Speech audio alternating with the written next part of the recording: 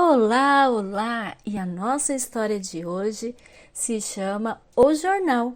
Quem escreveu essa história foi a Patrícia Auerbach. O livro de hoje é um pouquinho diferente, porque nós vamos ler as imagens. Isso mesmo, não tem muitas palavras no livro, então nós vamos ler a história por meio das imagens.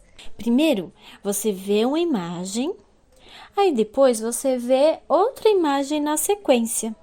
Então, você tem que entender o que está acontecendo na história através dos desenhos. A nossa história de hoje conta sobre um menininho. E esse menino sempre via o seu pai lendo o jornal. E o pai dele gastava um tempão lendo o jornal todo dia. E o menino queria saber o que tinha de tão interessante naquele jornal, naquele papel com aquele monte de letrinhas. Então, ele ficou pensando. Ele ficou assim, ficou ali pensando e não sabia o que fazer com o jornal. Aí, ele ficou bravo, chutou o jornal. Teve uma ideia. Por que não viajar pelo mundo? Aí, ele fez muitas coisas. Ele pensou, por que não surfar pela água? Ele pegou o jornal e pensou que era uma prancha. Indo lá Depois ele transformou o jornal em um barco.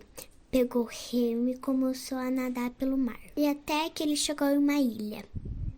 Ele chegou e pensou, por que não transformar o jornal em um barco? Eu posso até ser o pirata. E ele saiu navegando pelos 7 mares.